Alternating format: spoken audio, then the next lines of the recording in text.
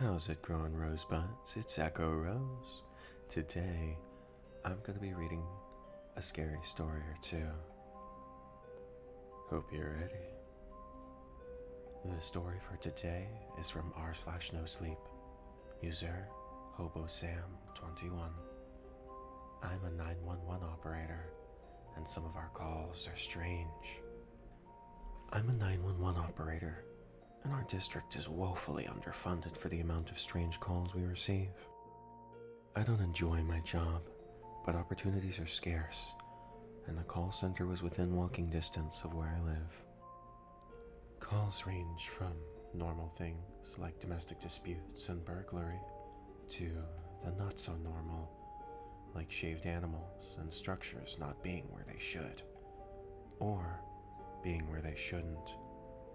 To show you what I mean, this is a call I had that I thought was going to be in the normal category. 11:52 p.m. The phone rang. I dropped my book and put the receiver to my ear. 911, what is your emergency? A small voice replied in a quiet tone. I need a policeman to come. Hearing a child's voice on the line was an unwelcome surprise. Sure thing, dear. Can you tell me what's going on? I could hear unsteady breathing. As much as I wanted to, I knew better than to ask again. Finally, the little girl replied. A bad man is in my house. My heart dropped. I had police ready to roll within minutes. Okay, can you tell me where you are, and if you're safe? I waited for her reply.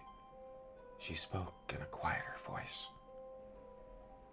I'm at my house. I'm hiding in my closet under my clothes. I think you hurt my mommy. The matter-of-fact way she spoke was heartbreaking. I got an address from her and was told police would arrive in 5 minutes. The police are on their way. They'll be there soon. Just stay quiet and stay on the phone, okay? We have a police radio set up in the call center. I turned it on and listened. Dispatch, we have arrived. The building looks run down and vacant.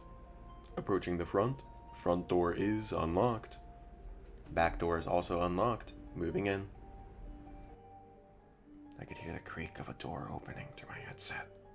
They were in the right place. My heart beat hard. I whispered into the mic. The police are there. Let them search the house. The girl giggled. I know. I sat frozen. Her reply was wrong. It made me feel queasy. I jumped as the police radio came to life. I've got a body here. It's a real mess. Either an animal attack or a psycho with a bladed weapon. Continuing my search for the girl. The girl's voice humming a nursery rhyme floated through my headset. I couldn't turn it off.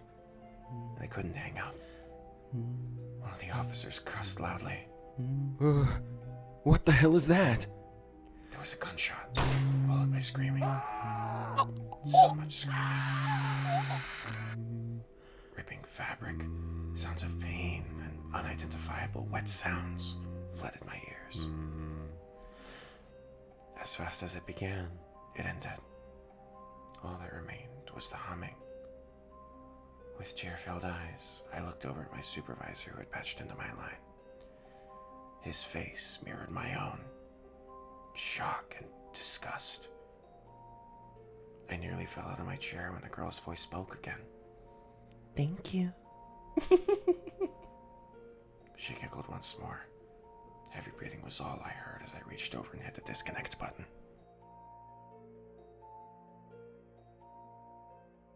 My supervisor walked over to the map of our county.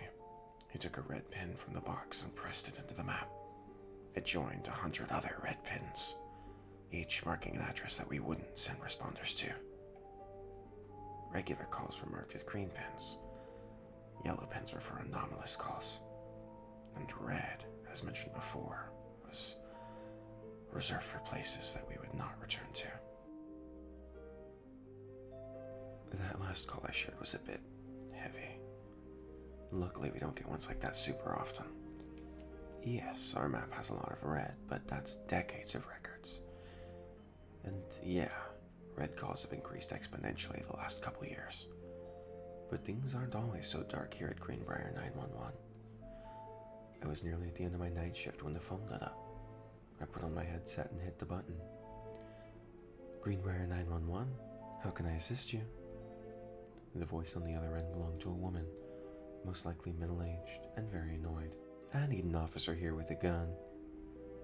Ma'am, are you in danger? Can you give me a location? The caller sighed obnoxiously. Would I be calling if I didn't need you?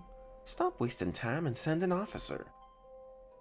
Her voice got shrill enough at the end to make me wince. My supervisor noticed and gave me the all good signal. I gave him 2 thumbs up. Of course, ma'am. Can you give me a crossroad? She growled into the phone. You waste my taxes on stupid stuff, but you can't track my call. Fine. Corner of Grover and 3rd. I thanked her and asked for any details. She replied back loudly. There is a moose in my bathtub. I go to take my morning shower and there was a freaking moose standing in my tub. I wasn't sure what to say. I had expected a noise complaint or a report of a suspicious person, not a wild animal. I typed the info into the computer and sent it to the police dispatch. Not a minute later, my personal phone lit up with a text. Yo, Kylie, you mean to say moose? Andrew is dispatching tonight. I confirmed that I did indeed mean a moose. That's whack. I'll let the officers know. 20 minutes later, I was listening to the entire fiasco on the police radio. Animal control managed to tranquilize the animal, only to find out it didn't fit through the door, so they ended up removing an exterior wall. Using a reach forklift, they lifted the poor animal out of the bathtub. But in the process, it woke up and tore free from its bindings. The moose fell to the ground, but appeared unharmed as it ran into the woods. As to how it got in there, your guess is as good as mine. Night shift is a different game altogether. It's like people shut off their brains once the sun goes down. It's hard to find people willing to pull graveyard, partially because of craziness, but mostly because of Jordan. Jordan isn't a local, like most of us working the call center. He used to be a big shot editor for some East Coast newspaper before getting fired and moving to little old Greenbrier. Rumors flowed through the office as to why he got fired, none of them very flattering. But Jordan brought that upon himself. He was an ass. Show up 5 minutes late, expect to be written up. Missed a detail on a call, write up. Someone calls back to complain about you, you guessed it, write up. I'm a pretty quiet person that tends to stick to doing my job while on duty. I think that's the main reason Jordan doesn't bother me. I would still prefer day shift, but since I get an extra $1 an hour working nights, and can get along with a night shift supervisor, I think that's the main reason Jordan doesn't bother me. I would still prefer day shift, but since I get an extra $1 an hour working nights and can get along with a night shift supervisor, I often find myself taking more night shifts than most. I received a call on one of my night shifts that still bothers me today. It had been a peaceful night. We had a single call earlier about a raccoon stealing garbage cans and hiding them in the woods. Animal Patrol had their hands full dealing with the 37-pound animal, but no one was harmed and the trash cans were returned to their owners. 5:02 a.m. the phone rang. Greenbrier 911, what's your emergency? A male voice answered, his tone already frustrated. Hi, this is going to sound dumb, but I'm stuck in my house. Alright, sir. Who am I speaking with, and are you in immediate danger? The man replied. James Oswald. No, I don't think so. It's just that I can't get out. Look, I just need someone to come open the door, okay? James, are you saying your door won't open? Have you tried your back door? Or a window? James' voice took on a bit of annoyance. Do you think I haven't already tried that? I've been stuck in here for a while and I've tried everything short of breaking down a wall, okay? I need someone to come here and possibly break the door down. Okay, James. I'll have the fire department out there as soon as I can. "What's your address?" He seemed appeased. I got his address and forwarded it to the Greenbrier FD dispatch. I talked with James while he waited for help to arrive. He explained that he had tried kicking the door down but couldn't do it. He even tried the windows, but they were security glass and he couldn't break them either. I found that a little odd, but didn't comment on it. 30 minutes later, I got a message from the FD that they were on site. I heard their voices come on over the radio. "Greenbrier Fire Department, is anybody home?" There was no reply. They called out a few more times. "Greenbrier Fire Department, can you hear us? Are you in need of assistance? Hello?" James was quiet. I called out to him through my headset. "James, the fire department is at the front door. Can you hear them?" I could hear James's breathing, but it was irregular at this point. Feeling uneasy, I radioed the first responders. "Hey guys, be aware.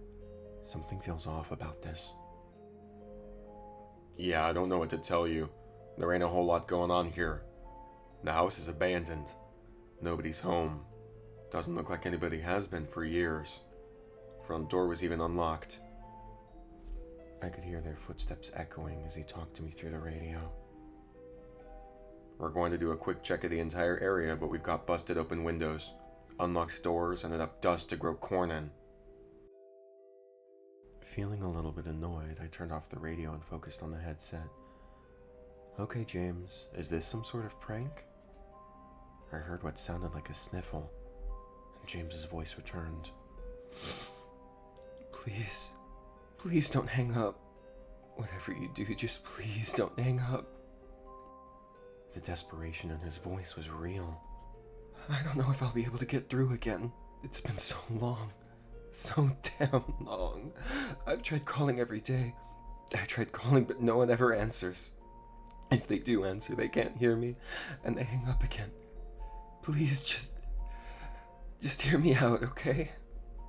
I didn't abandon my family. I didn't run away. God, they must be thinking the worst of me by now. I was just doing my job, okay? I was checking out the building. I'm a home inspector. It's what I do. I inspect places. I came in and no one was here, so I did my job. But I couldn't get out. I miss them. I don't know why I can't get out." His speech was fast and panicked. "Hold on, James. Are you claiming to be in the house?" "Yes," he shouted. "I'm in the house, okay? I've been here for who knows how long. There's a phone on the wall. I try every day to call out, to get somebody to answer, to get somebody to show up and get me out of this hellhole. So I'm begging you, please do not hang up. I haven't heard a voice in so long. I need to know. No. I need my family to know. I need them to know I didn't abandon them. My little boy needs his daddy." I tried to cut in. "James, I need you to..." "Please, for the love of all that is holy, save me!" His voice roared through my headset. I winced at the sudden increase in volume. He broke into sobs, punctuated by a few incoherent words. Please, you can't. The voice of James Oswald began to fade into static. "Please, if you go..." He made a few more pleas before the line went dead. "Make sure they know that I love them."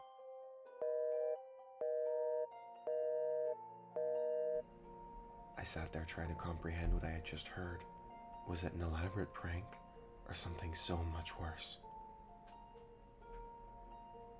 Jordan leaned back in his chair so as to look out of his office at me. "Kylie, don't forget to pin the call." He went back to whatever it was he was doing, as if the call we had just received was some mundane stuck cat in a tree request. Numbly, I did as he said. I pressed a yellow pin into the address the call had claimed to come from. When I got home that night, I couldn't stop thinking about James. I had to know if there was any truth to his story. I googled his name and a plethora of results came up. Missing persons reports, news recordings of his distraught wife begging people to come forward with any information. I couldn't bring myself to watch the clip of James' 5-year-old son talking about his missing father. Just the thumbnail brought tears to my eyes. The sadness weighing that child down at such a young age. I considered contacting the family. I don't know what I would have told them, but I felt like they needed closure. They deserved something. But the most recent date was 1986. James' son would be older than me by now. No, it wouldn't be helpful. I closed my laptop. I wouldn't open up old wounds. I'm tired. I think I'm going to call it a night. And that brings us to the end of today's scary story.